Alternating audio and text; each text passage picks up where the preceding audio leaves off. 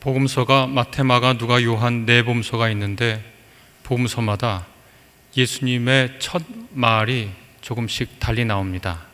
각 복음서마다 강조하는 게 있지요. 마태복음서를 보면 예수께서 세례자 요한에게 세례를 받으러 나오십니다.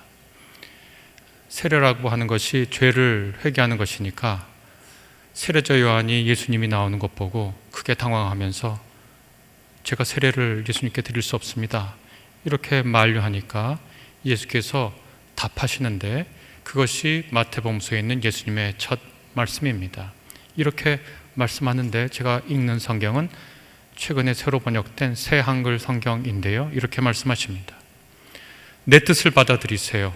이제는 이렇게 하여 의를 이루는 것이 우리에게 마땅하니까요, 이렇게 말씀하십니다. 이 말씀에서 핵심적인 단어는 의입니다. 모든 의를 이루는 것이 중요합니다. 우리가 마땅히 모든 의로움을 이루어야 합니다. 이것이 마태복음서에 나오는 예수님의 첫 번째 육성입니다. 무엇이 의일까요? 무엇이 정의일까요? 마태복음서는 처음부터 끝까지 하나님께서 불쌍한 인간을 그냥 두지 않으시고 그분이 사랑한 그대로 사람을 구원하시기로 하는 그 결단과 그 행동, 그것을 하나님의 정의라고 부릅니다. 그리고 다른 편에는 그 하나님의 정의에 부응해서 인간도 의롭게 살려고 다짐하고 그렇게 노력하는 거, 그게 인간의 의죠. 그래서 예수께서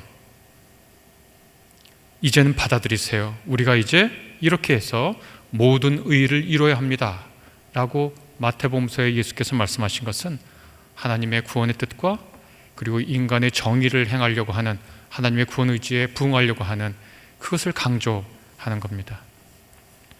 마가복음에는 1장 14절부터 15절에 예수님의 첫 육성이 있습니다. 거기 보면 이렇게 네 문장으로 요약할 수 있습니다. 네 문장을 말씀하십니다. 때가 찼습니다. 하나님 나라가 가까이 왔습니다. 회개하십시오. 복음을 믿으십시오.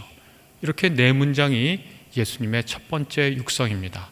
때가 찼다는 건 이제 좌절하고 슬퍼하고 괴로워하고 고통 속에서 어떤 희망도 보이지 않는 그 때가 이제 다 저물고 하나님께서 새로운 세상을 열어가는 그 때가 찼다라고 하는 선언이시고, 하나님 나라가 가까이 왔다는 건 이제는 새로운 희망의 때가 왔고 하나님의 통치가, 하나님의 다스림이, 하나님의 돌보심이 우리에게 지금 여기 와 있다라고 하고 선언하시는 거고, 그래서 마땅히 인간은 지금까지 살아와던 방식과는 달리 살아야 한다고 말씀하십니다. 그것을 회개라고 합니다.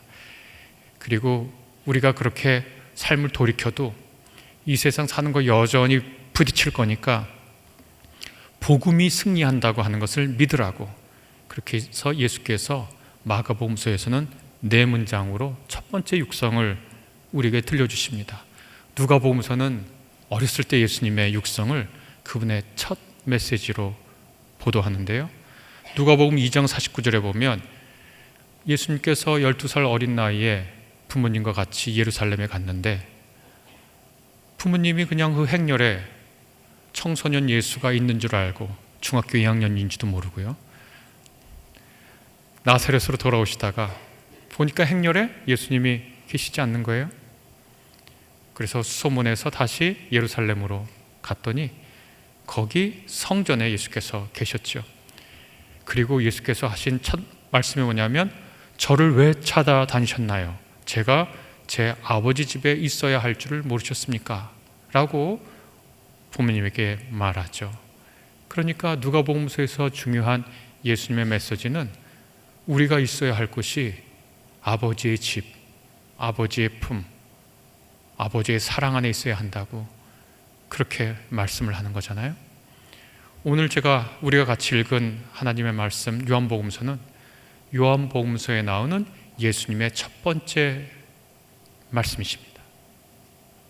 그런데 이 말씀은 마태, 마가, 누가가 굉장히 깊고 심오하고 예수님의 메시지를 잘 보여주는데, 이 요한복음서에 나오는 이 예수님의 첫 문장은 우리한테 굉장히 깊은 고민을 하게 만듭니다. 이렇게 되어 있습니다. 세례자 요한이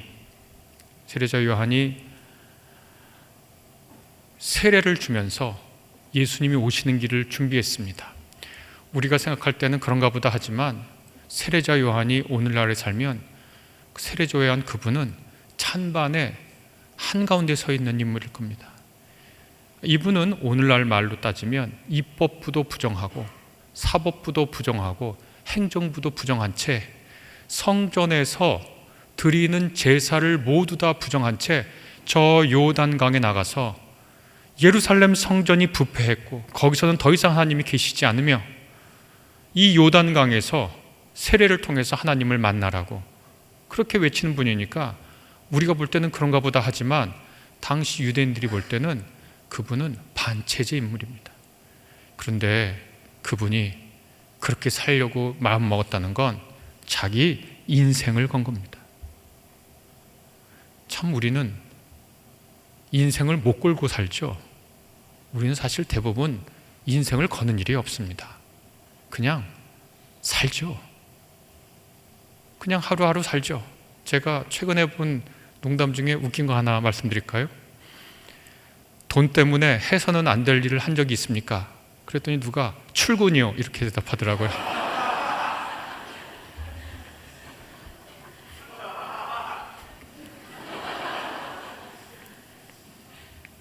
우리는 대부분 그렇게 살아요. 저희 막내 이모가 대단히 좋은 말 하시는 분은 아닌데 언제 한번 굉장히 인상 깊은 말씀을 해주셨어요. 막내 이모 집 가가지고 밥 먹었는데 막내 이모가 설거지하면서 얘 사는 게 별거 있는 건 줄 아니? 밥 먹고 설거지하고 밥 먹고 설거지하고 밥 먹고 설거지했다. 그렇죠. 우리는 대부분 그렇게 살아요. 우리는 인생을 걸고 살질 않아요, 대부분. 그리고 사실 인생을 걸고 산 사람은 몇 없어요. 그냥 살지요. 그런데 세례자 요한은 인생을 걸고 산 사람이에요. 결국 그분 헤롯 안티파스 손에 참수당했잖아요. 그런데 그 인생을 건 세례자 요한 옆에 세례자 요한의 제자가 있습니다. 그 제자도 인생을 걸었어요. 세례자 요한을 선생님으로 모시면서 어떻게 살아가야 하는지를 그렇게 배우고 살고 있었는데 세례자 요한 선생님이 어느 날 지나가는 예수님을 보고 보라 하나님의 어린 양이다 이렇게 증언을 하는 거예요. 그랬더니 그 두 제자가 선생님을 뒤도 안 돌아보고 예수님을 따라가기 시작했어요. 참 대단들하죠? 참 대단들합니다. 오늘 읽은 성경 구절에 보면 선생님 안녕히 계세요 라는 말도 없어요. 그냥 세례자 요한이 저분이 하나님의 어린 양이다 그렇게 증언하니까 참 훌륭한 제자인지 아니면 몹쓸 제자인지 선생님 그동안 감사했습니다 라는 말 한마디도 없이 예수님을 따라가기 시작했어요. 아무 말 하지 않고 따라가기 시작했어요. 예수님이 그 두 명이 자신을 따라오는 것을 아셨겠죠. 한참을 걸어가셨는지 조금 걸어가셨는지는 알 수가 없습니다. 그런데 얼마만큼 갔는데 예수께서 제가 PPT를 준비했는데 잘 나오나요? 네. 예수님께서 자신을 따라오는 두 제자를 향해 몸을 돌리세요. 그리고서 눈여겨보십니다. 그냥 딱 돌아봐서 그냥 이렇게 본 게 아니라 그 두 제자를 눈여겨보세요. 아마 응시했을 거예요. 이 헬라어 단어는 그냥 보다란 뜻이 아니라 주의 깊게 보는 거예요. 나를 따르는 저 둘은 누구인가?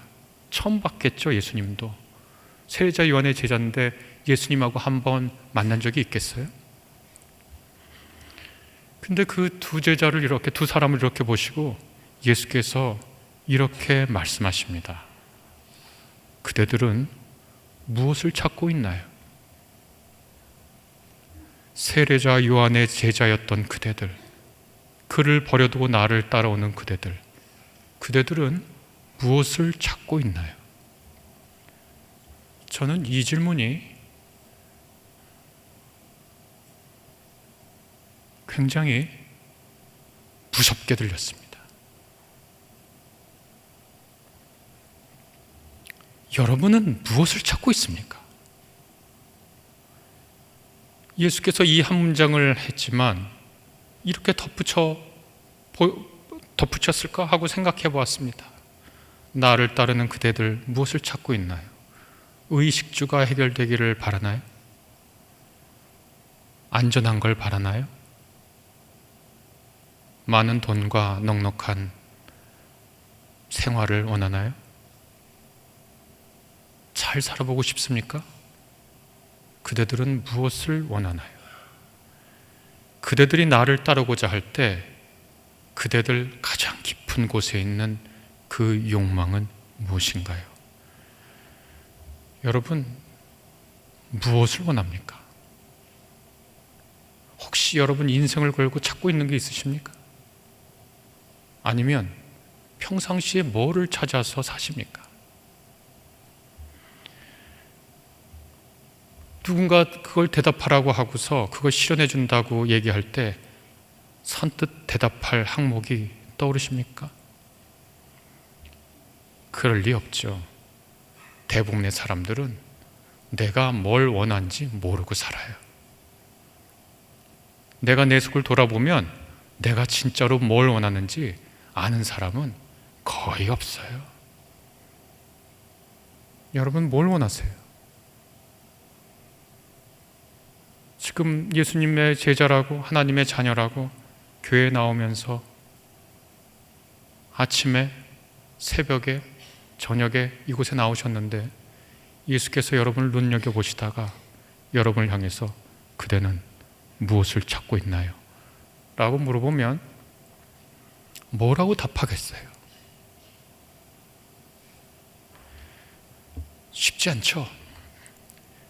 제가 이런 체험을 한번 한 적이 있는데 2004년인가 5년, 그러니까 한 20년 됐네요 벌써.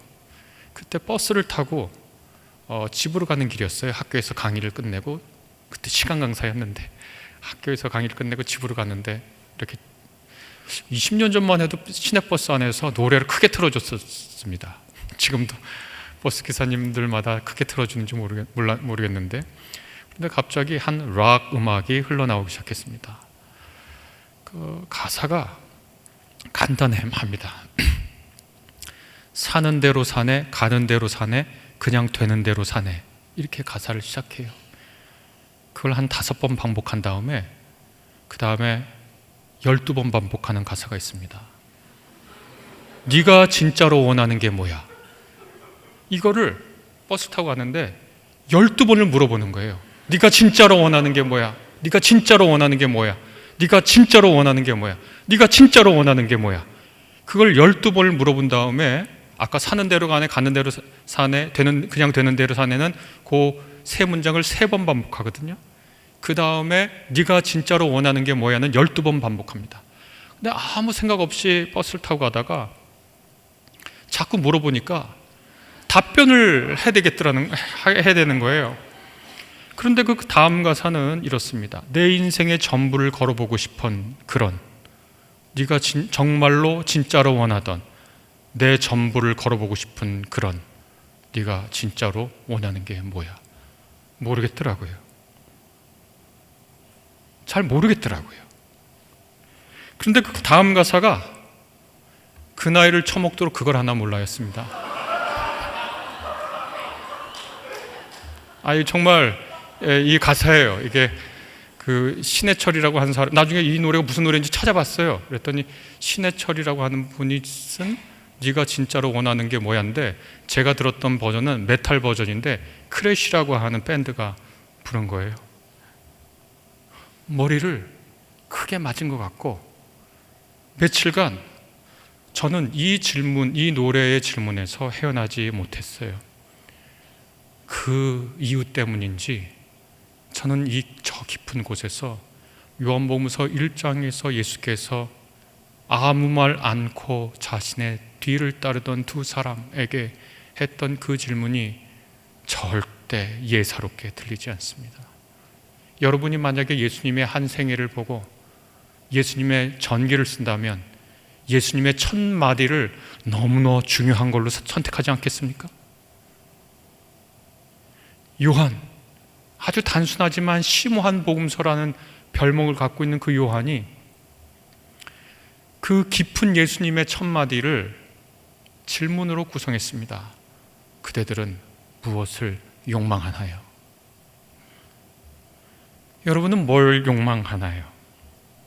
그것을 사람들에게 물어보면 그 욕망에 관한 이론을 얘기하면 많은 사람들, 여기 계신 많은 분들도, 전공자분들도 계실 텐데요, 심리학에서 그 이론을 얘기합니다.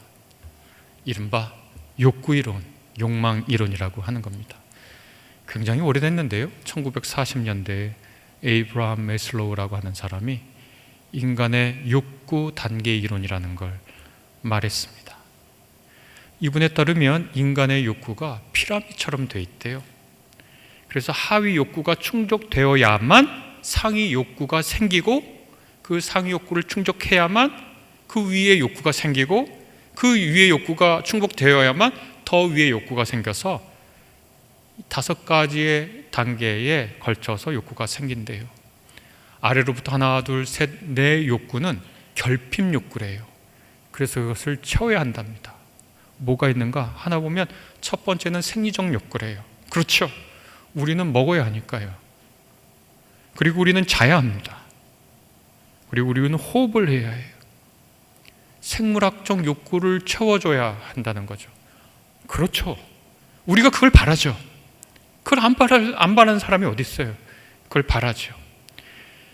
매슬로우에 따르면 이 욕구가 채워지면 그 다음에 안전 욕구라는 것이 생기고 그걸 채워야 한대요. 그것은 신체적으로, 심리적으로 안전하고 보호받아야 한다라고 하는 욕구라는 거예요. 안정적인 환경과 위험으로부터 보호를 추구한다는 겁니다. 이 욕구 정말 세죠? 정말 셉니다. 우리가 수면, 식욕 이런 거 굉장히 원초적이고 세지만 그 다음으로 우리를 진짜 강력하게 몰아넣는 것은 두려움이죠. 지금 온통 두려움으로 사람들을 협박하고 있는 사람들이 얼마나 많습니까? 두려움을 통해서 자신의 말을 설득시키고 다른 사람들을 선동하는 사람이 얼마나 많습니까? 그리고 우리는 두려움 때문에 이 사회가 어떻게 흘러가는지 잘 보고 있습니다. 참 재미있는데 우리나라의 욕망이, 우리나라 사람들의 욕망이 가장 잘 드러나는 게 바로 대학 입학과 관련된 건데요. 1980년대, 60년대, 70년대, 80년대, 90년대 초까지 무슨 전자공학, 화학공학, 원자력공학 이런 것들이 제일 점수 높은 사람들이 갔던 과 같아요. 근데 요즘은 너나 나나 할 것 없이 특정 과를 다 가죠. 이유가 뭔지 물어보면 안전한 직업이라는 거. 우리가 안전한 직업을 갖고 있냐? 딸이 사윗감을 데려오면 그것부터 묻고 싶잖아요. 그렇지만 꾹 참아야죠.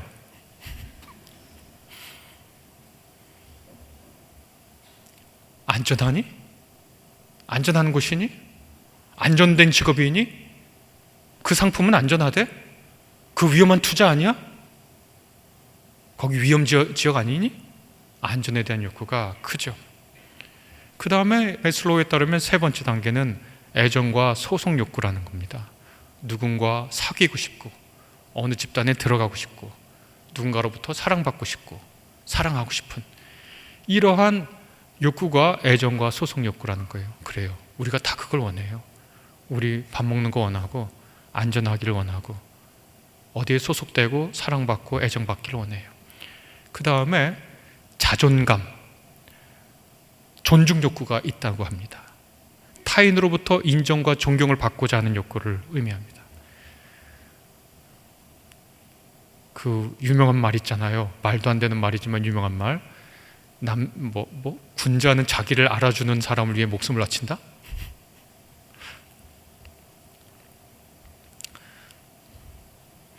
남자를 움직이는 말 1위로 20년 전에 오른 여론조사를 기억합니다. 여자를 움직이는 말 1, 2위, 남자를 움직이는 말 1, 2위인데 두 문장이 같은데 순위만 이렇게 바뀌었어요. 남자를 움직이는 말 1위, 나는 당신을 믿어 라예요. 한번 생각해 보세요. 누군가, 여기 있는 남성분들, 누군가 여러분의 눈을 진지하게 바라보면서 나는 당신을 정말 믿어, 그러면 뭐 할 수 있을 것 같죠? 여성들은 뭘 것 같으세요? 진지하게 눈을 바라보면서 나는 당신을 사랑해. 근데 1, 2위가 남자들 서로 다르대요. 그러니까 그건 뭐냐면 하나는 사랑의 욕구고 다른 하나는 인정의 욕구예요. 여기까지는 결핍의 욕구라는 거예요. 매슬로우는 이 단계가 하나씩 채워져야 위의 단계가 채워지고, 채워져야 위의 단계가 채워진다는 거예요. 그리고 맨 위에 있는 욕구는 자아 실현의 욕구인데, 개인의 잠재력을 최대한 발휘해서 창조적인 일을 하는 것, 그것이 자아 실현의 욕구고, 이것은 그 전에 4단계가 결핍 욕구라면 요 단계는 성장 욕구래요. 예, 맞아요. 우리가 그걸 바라죠. 우리가 그걸 원하죠. 그런데 저는 예수님의 그 물음 앞에 그대는 무엇을 욕망하나요? 라고 하는 그 물음 앞에 여러분 가운데 누가 메슬로우가 말한 4가지 욕구로 대답하거나 5번째 욕구로 대답하면 여러분 괜찮으시겠어요?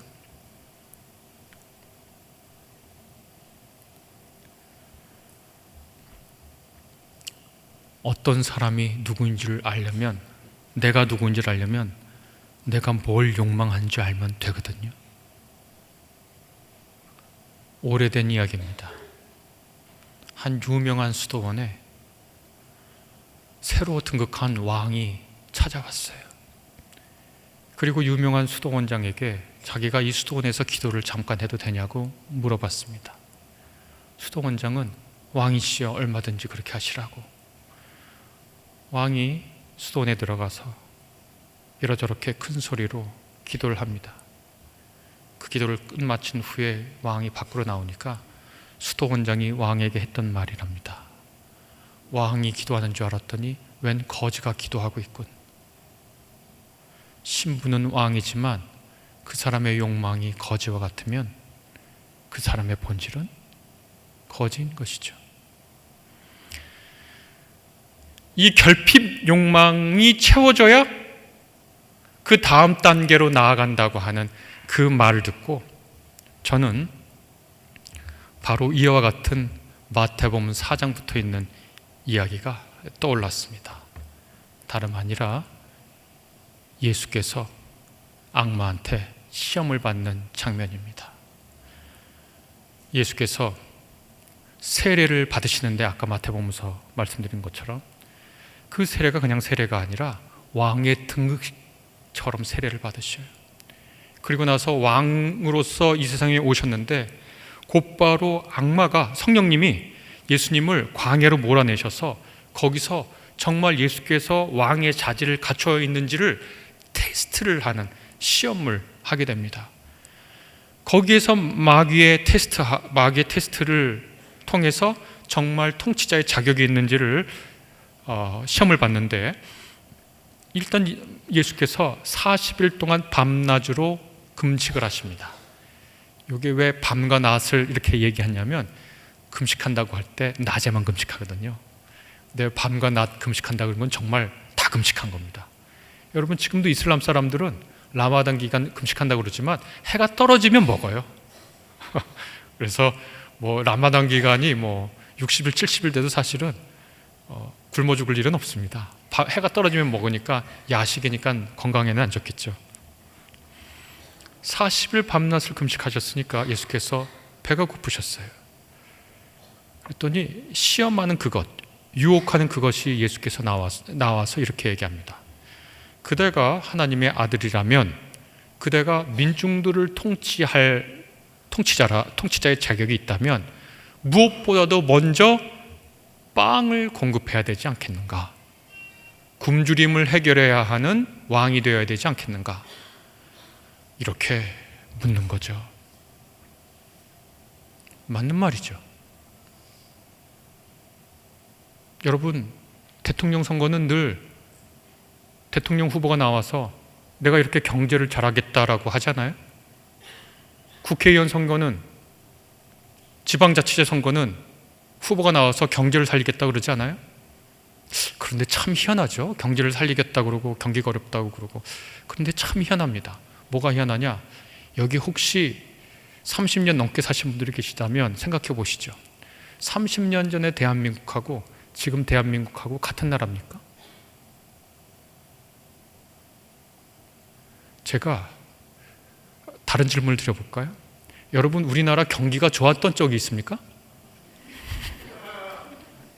우리나라 경기가 좋았던 적이 있나요? 그런데 참 희한하죠? 다른 질문을 드려볼게요. 30년 전 대한민국하고 지금 대한민국하고 같아요? 경제가? 또 다른 질문 드려볼까요? 경기는 좋았던 적이 있습니까?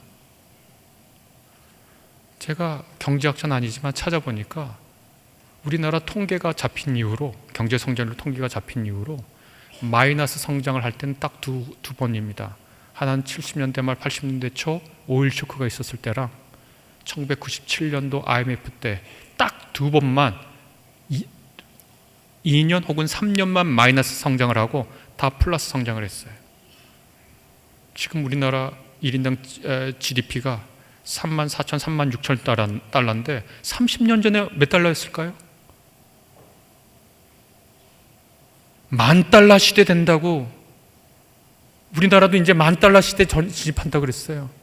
근데 참 희한하죠? 경제는 좋았던 적도 없고. 왜 그럴까요? 우리는 계속 잘 살아왔는데, 제가 먹고 살기 쉽다는 얘기 하는 거 아니에요. 경제가 잘 돌아간다고 얘기하는 것도 아니에요. 그런데 우리는 경기가 어렵고 먹고 살기가 힘들고, 아까도 말한 것처럼 돈 때문에 해서는 안 되는 일 출근도 매일 하면서 우리의 온 마음을 경제에 빼앗겨 버렸어요. 한 번도 경제가, 두 번 외에는, 2, 3년 외에는 한 번도 마이너스 성장이 한 적이 없고, 우리 30년 전에 집에 자동차 있는 집은 몇 집이나 됐을까요? 지금은 어떻죠? 비교할 수 없는 나라예요. 30년 전 대한민국이랑 지금은 비교할 수 없어요. 그런데 우리는 늘 빵이 부족하다고 그래요.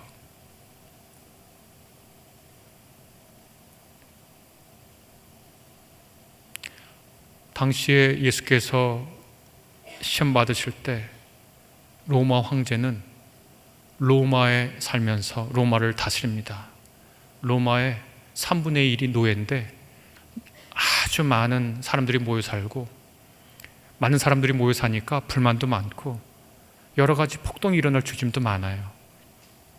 그러니까 로마 황제가 이 우매하고 어리석은 이 군중들을 다스리기 위해서 딱 두 가지 정책을 시행해요. 하나는 뭐냐면 굶어 죽지 않기 위해서 빵을 줘요. 그리고 빵 먹고 심심하다고 하는 사람들에게 서커스를 보여줘요.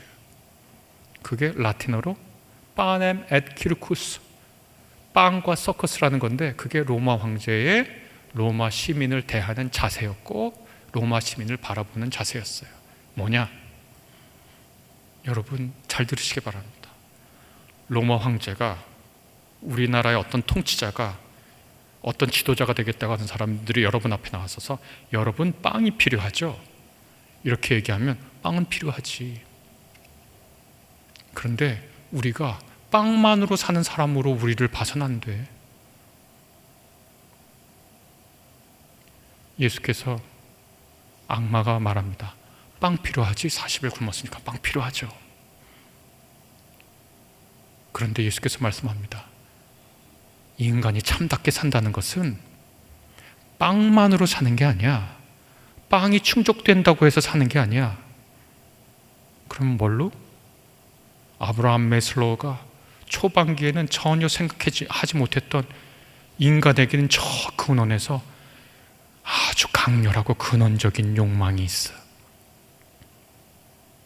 하나님의 입으로부터 나오는 모든 말씀을 사람은 누려야 해. 그게 아니라 너희는 빵만으로 만족할 수 있는 사람들이라고 누군가 우리에게 그렇게 얘기하면 그것은 악마의 이야기입니다. 우리를 향해서 빵만으로 만족할 수 있는 존재들이라는 누군가 우리에게 시선을 보내면 그 시선을 거절해야 합니다. 통치자는 빵만으로 민중을 다스릴 수 있다고 하는 그 생각을 하지 말아라. 예수께서 그렇게 말씀하십니다. 매슬로우의 1단계잖아요. 그 다음에 2단계를 보면 예수께서, 악마가 예수님을 저 높은 거룩한 도시로 데려가고 성전 꼭대기에 서게 하세요. 그리고 이렇게 얘기합니다. 그대가 하나님의 아들이면 몸을 아래로 내던져 보시오. 성경에 이렇게 적혀 있으니까요. 주님의 천사들에게 주님이 그대를 위해 명령하실 것이다.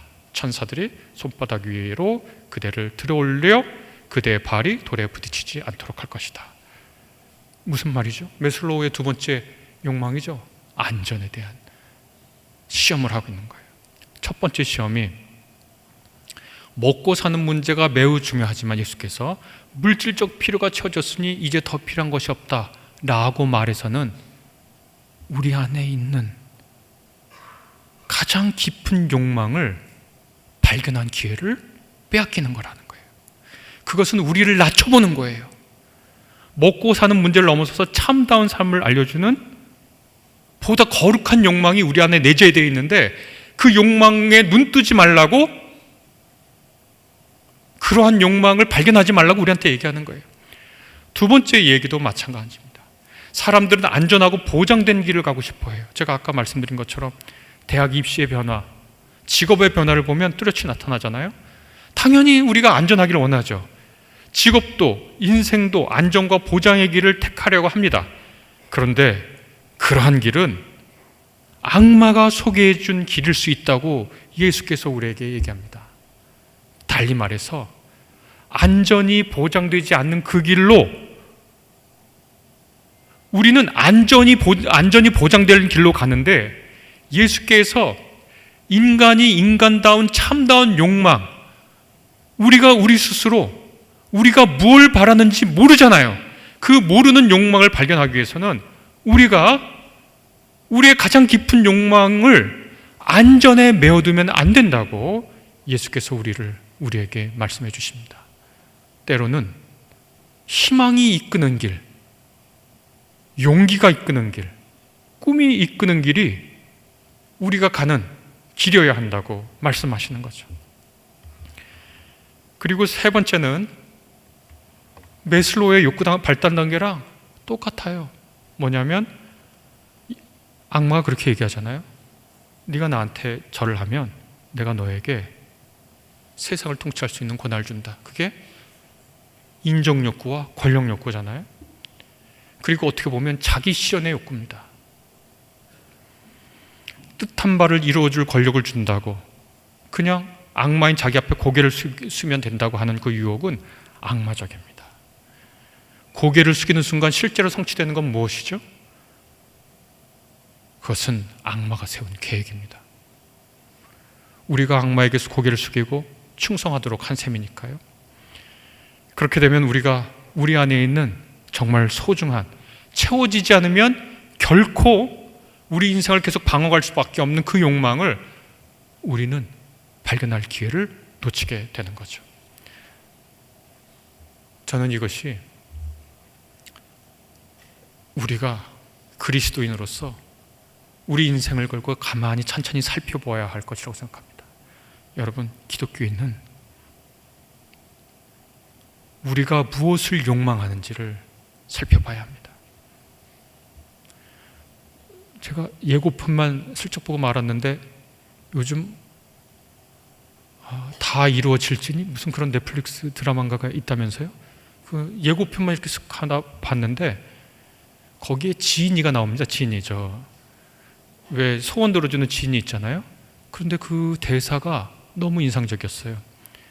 모든 소원을 이루어, 너 누구냐 그랬더니 나 모든 소원을 이루어주는 진이지. 너희들이 알아듣기 쉽게 이해하려면 악마라고 부르면 돼. 정확한 말입니다. 그렇게 그 다음에 예고편에 보면 그 진이가 이렇게 대사를 이어줍니다. 그 사람이 원하는 그 욕망을 이뤄주면 그 사람은 악을 꿈꾼다고, 옳지 않은 것을 꿈꾼다고. 여러분, 한 1분 정도 시간 드릴 테니까 진이가 여러분 앞에 나타나면 무엇을 구할지 3가지 한번 항목 정해보시고, 아마 3가지 정할 때도 시간이 좀 걸릴 텐데 아마 이 시간에는 그런 생각 못 하겠지만 그 3가지 적어두셨다가 몇 날 며칠 두고 그것이 성취되면 내가 악으로 흐를 가능성이 있지 않나를 생각해 보시죠.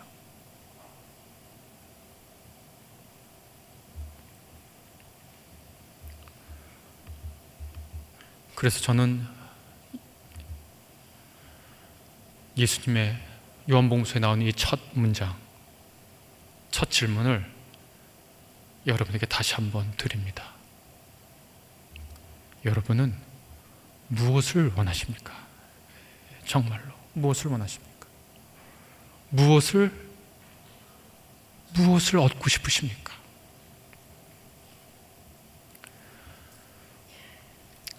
매슬로우는 인생 후반기에 가서 자기 이론을 수정합니다. 그리고 자기 실현 단계 5단계 위에 하나의 단계를 더 두게 됩니다. 그것이 바로 자기 초월 욕구입니다. 원래는 자아 실현 최상이었지만 자아 초월 욕구를 얘기했는데, 이것은 뭐냐면 더 큰 우주, 더 큰 대의, 이런 것과 하나가 되고 싶어하는 욕망이 인간 안에 내재되어 있다는 거예요. 이 최상의 욕구라고 그렇게 얘기를 합니다. 자, 이제 성경 본문으로 다시 돌아올까요?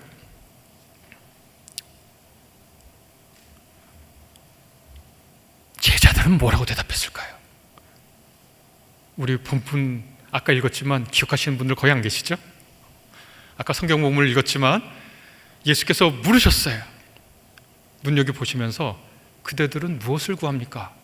무엇을 욕망합니까? 라고 물어봤는데 제자들이 대답을 했거든요. 지금 성경을 막 찾아보시면서 뭐라고 대답했는지 정답을 보신 분들도 있겠지만 못 보신 분들은 생각을 해보셔요. 그 참 대단히 놀라운 기회예요.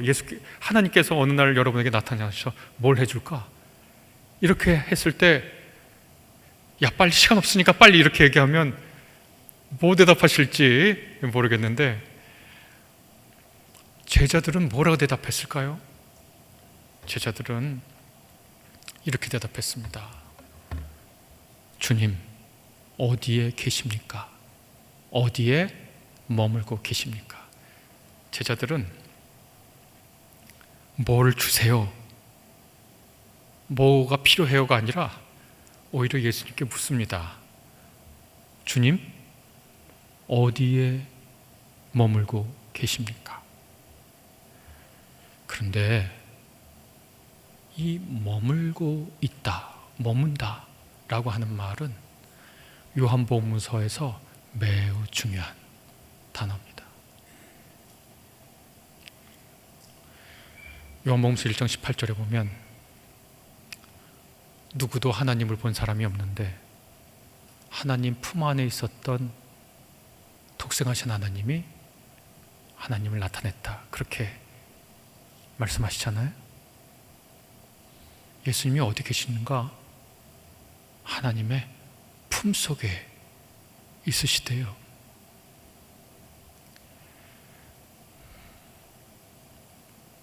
만찬, 공간복음서에 보면 마지막 만찬 같은 것을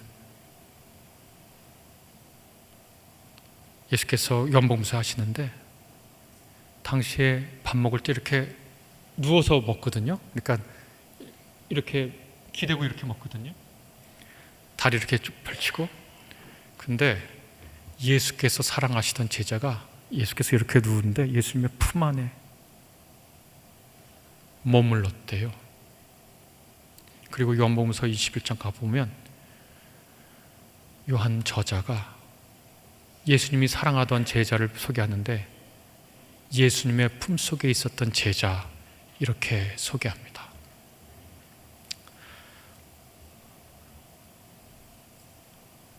주님, 어디에 머물고 계십니까? 이렇게 그 제자는 묻습니다. 무슨 말이죠? 제자들이 구한 게 뭐죠? 예수님과 함께 있고 싶다는 말씀이죠. 제가 오늘 우리 장로님하고 목사님하고도 말씀드렸는데 제가 책이 새로 나왔는데요. 사실하는 건 아니고 그래서 중앙일보에서 인터뷰를 하자 그래서 인터뷰를 했습니다. 근데 그 기자가 저한테 비슷한 질문을 하는 거예요. 그래서 무엇을 원하시냐고 그런 얘기를 하는 거예요. 그래서 제가 그렇게 대답했습니다. 예전부터 생각하던 거거든요. 만약에 한 번 갔다가 한 번 갈 수는 있지만 다시는 돌아올 수 없는 타임머신이 있다면 저는 타고 아내한테 미안하지만 저는 예수님을 만나러 2000년 전 팔레스타인에 가고 싶어요. 진심이에요. 다시 못 돌아와도 괜찮아요. 그는 인간이 태어나서 인생의 절정을 맛본 거예요. 여러분, 성경에서 어떤 인물들이 부러우셔요? 저는 그렇게 동방박사가 부러워요. 생각해 보세요. 이분들이 이 점성학자들이거든요. 평생 별을 보면서 하는 것이 국가와 나라의 운명 이런 것도 왕에게 조언하는 사람들인데 이 세상에 구원자가 태어날지를 연구한 사람들이 그런데 그 왕의 별을 봤단 말이죠. 그리고 그 멀리서 거기까지 와서 아기 예수를 뵀으니까 아기 예수가 말을 했겠습니까? 제가 아람어를 몰라요. 고대 헬라어만 알기 때문에 떠듬떠듬 헬라어를 하고 예수님은 헬라어를 아실지 모르실지 모르겠으니까 옆에 있는 누군가한테 통역을 시켜가지고 얘기를 나누고 싶어요. 예수님하고. 근데 그 동방박사들은 아기 예수를 봤는데 아기가 우는 거 외에 무슨 말을 하겠어요? 근데 동방박사는 자기가 가져온 황금과 유향과 모략을 아기에게 드렸어요. 그리고 제가 생각할 때 인생의 절정을 맛봤을 겁니다. 제가 드리는 말씀이 좀 추상적이고 목사니까 저렇게 말하지 싶어도 여러분 안에 있는 가장 깊은 욕망을 들여다보세요. 그 안에는 하나님을 만나고 싶은 욕망이 아주 깊게 서려 있고 그 욕망이 해결되지 않으면 여러분은 결코 고향으로 갈 수가 없어요. 자유라고 하는 말, 우리가 자유라는 말을 쓰죠. 일본 분들이 서양의 언어인 liberty 혹은 freedom을 번역한 말입니다. 자유란 말이 오늘날의 의미로 쓰인 적이 없습니다. 동아시아 사상사에서. 그런데 일본 분들이 메이지 유신 이후에 서양의 언어를 번역하면서 liberty 혹은 freedom이라고 하는 말을 자유라는 말로 번역한 거거든요. 근데 그 자유의 어원이 뭐냐면 어원을 따라가면 가장 오래된 문명이라고 하는 수메르 문명, 메소포타미아 문명, 지금 이라크 남부 거기에 최초로 세우기 문자, 그러니까 이렇게 진흙판에 갈대 잎으로 이렇게 한 문자가 나오는데요. 그 단어가 뭐냐면 아마르기 혹은 아마기라고 하는 수메르어입니다.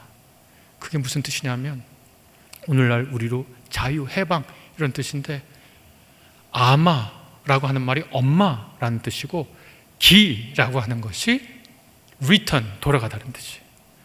그러니까 자유라는 게 뭔 뜻이냐고 하면 엄마한테 돌아가는 거예요. 그게 무슨 뜻이냐 이런 겁니다. 어떤 사람이 살다가 그 집이 빚을 졌어요. 오늘같이 은행에 있는 게 아니니까 다 사채예요. 고금리거든요. 빚을 져가지고 갚다 못 갚으면 어떡하냐면 그 집의 아들이나 딸이 그 채권자 집에 가서 20년, 30년 일해주는 거예요. 일해주고 이제 빚 탕감 됐다 그러면 엄마한테 돌아가는 거예요. 엄마한테 돌아가면 뭐가 좋습니까?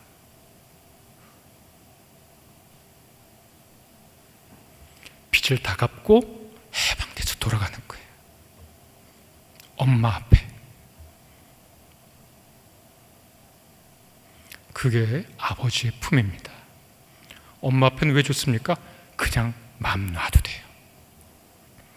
마음을 놔도 돼요. 그게 복음입니다. 하나님 앞에서 마음을 놓으세요. 두려워하지 마세요. 하나님을 만나면 마음이 놓여져요. 애들이 막 싸워요. 밖에서 나쁜 일이 있어요. 슬픈 일이 있어요. 싸워요. 신경질 내고 화를 냈어요. 절대 지지 않으려고 쌍욕을 해대면서 싸웠어요. 집에 돌아갔어요. 분이 풀리지 않아요. 근데 엄마 앞에 가면 마음이 풀려요. 해결된 건 없어요. 그러나 엄마 앞에 있으면 안심이 돼요. 어린아이처럼. 제자들이 묻습니다. 주님, 어디에 계십니까? 제자들은 아마르기, 엄마 품으로 돌아가고 싶은 거예요. 지금껏 이 세상이 여러분을 속였어요. 악마가 우리를 속였어요. 빵 필요하지? 라고 우리한테 얘기했어요. 필요하죠. 우리한테 말했어요. 안전 필요하지? 필요하죠. 우리한테 말했어요.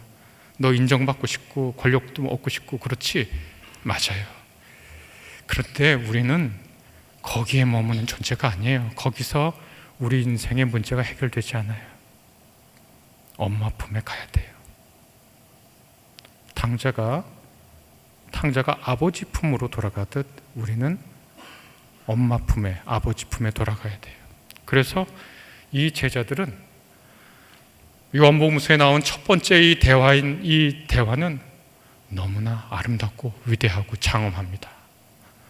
그대들은 무엇을 구합니까? 제자들이 대답합니다. 주님은 어디에 머무십니까? 그곳에 가서 우리가 마음을 탁 놓고 싶어요.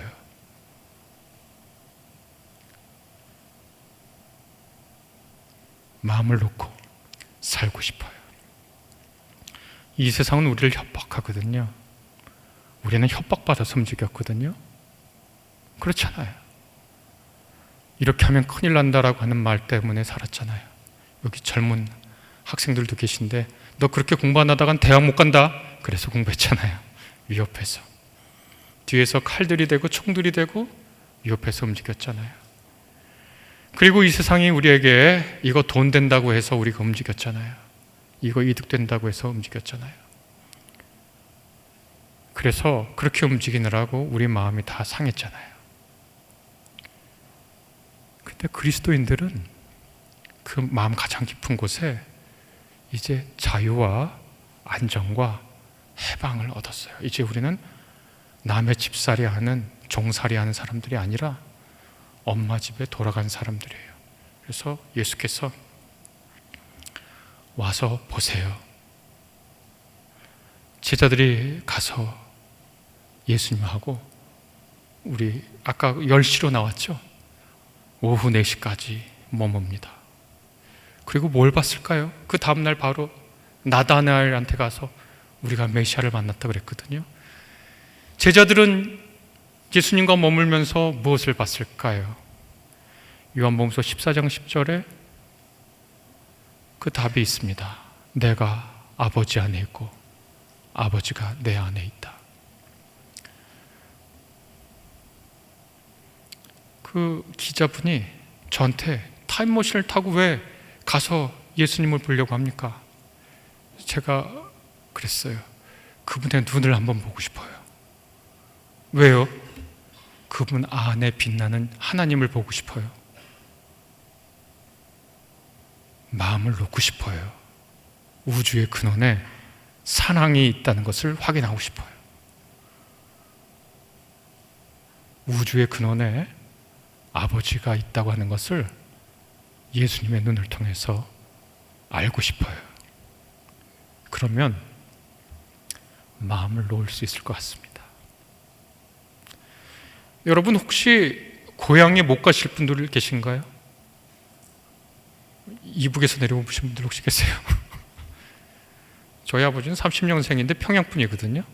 그래서 한 번도 고향에 못 돌아가셨어요. 혹시 수몰 지역에서 오신 분들 있으세요? 원래 우리 고향이었는데, 우리 집이었는데 거기 다 재개발돼 가지고 그 터도 안 남은 곳에 절대로 이제는 고향에 못 돌아가 볼 분들 계신가요?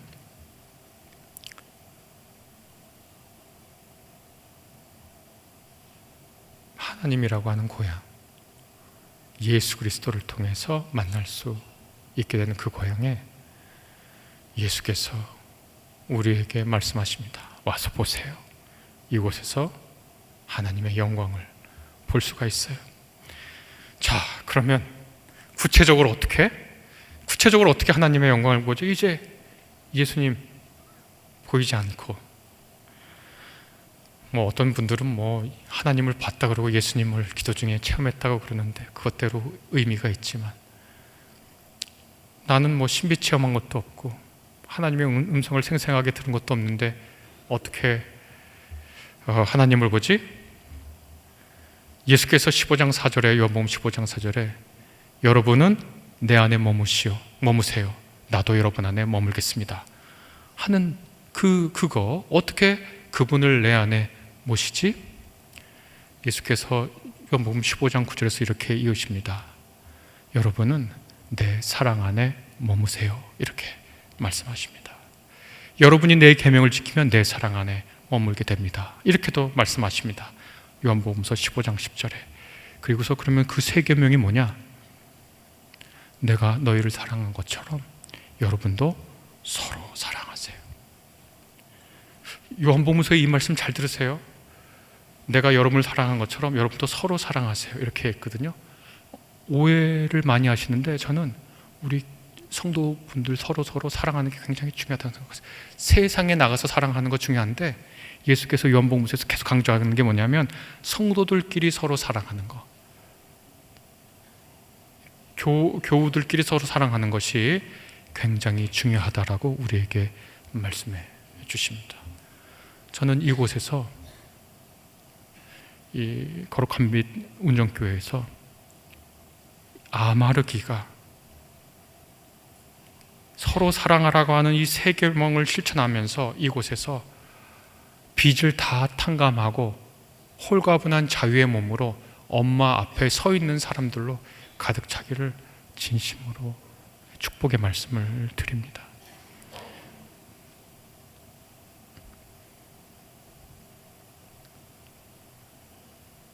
우리가 그런 사람들이 있잖아요. 그 사람 앞에만 가면 마음 놓이고 더 이상 신경 안 쓰이고,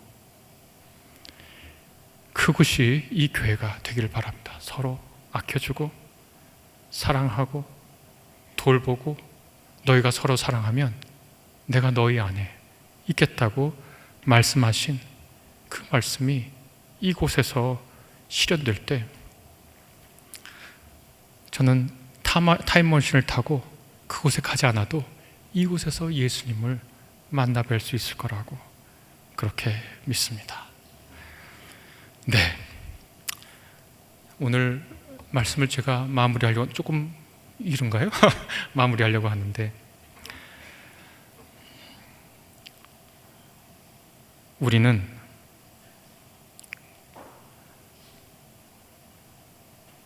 참 시덥지 않은 욕망부터, 저는 메슬로우가 틀렸다고 생각하거든요.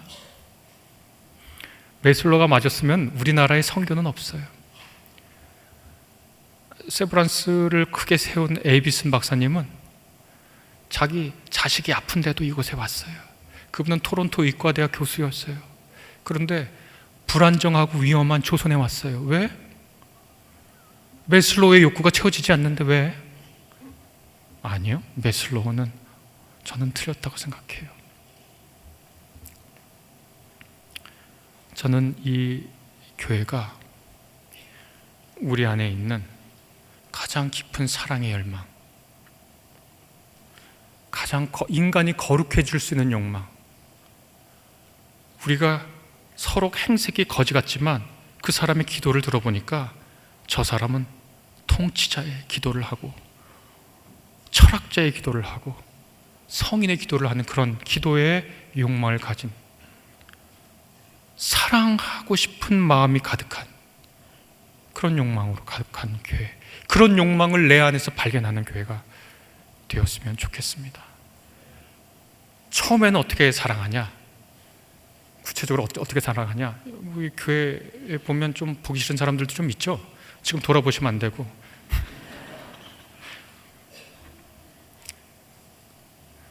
저한테 늘 원수 사랑 어떻게 하냐고 물어보고 자기 사랑 못하겠다 그러는데, 그건 제가 지금 잠깐 알려드리고, 교회에 어떻게, 저는 교회가 교인들끼리 서로 사랑하는 게 굉장히 중요하다고 생각해서 말씀드리는데, 사랑이라고 하는 것은 누군가의 생존과 이득을 보살피고 증진시키는 행동이잖아요. 사랑이라는 말이 사랑의 1단계부터 끝단계까지 있다면, 1단계는 뭐냐면 내가 교회 올 때 저 사람 사실 보기 싫어요. 응? 그런 사람 있을 수 있죠? 고개 끄덕이지 마시고. 그러면 이렇게 마음 먹는 거예요. 당신은 그냥 거기 있어도 괜찮아. 당신의 존재 자체를 내가 삭제하진 않을게. 그러면 사랑의 1단계가 시작된 거예요. 그럼 원수 사랑을 한 거예요. 그리고 예수님처럼 끝단계에는 저 못난 사람까지 자기를 희생해서 사랑하는 단계까지 있는 거예요.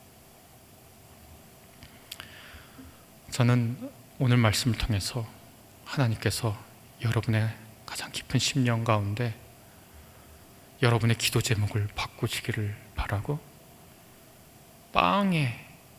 빵으로 유혹했던 악마에게서 벗어나고, 안전을 미끼로 유혹했던 악마에게서 벗어나고, 자기 실현의 욕망을 부추기는 악마로부터 벗어나서 우리 안에 있는 거룩한 욕망, 예수 그리스도 그분의 말씀을 통해서 하나님과 만나고자 하는 그 욕망을 발견하는 우리 거룩한 빛 운정교회 교인들이 되시기를 주님의 이름으로 간절히 축복합니다.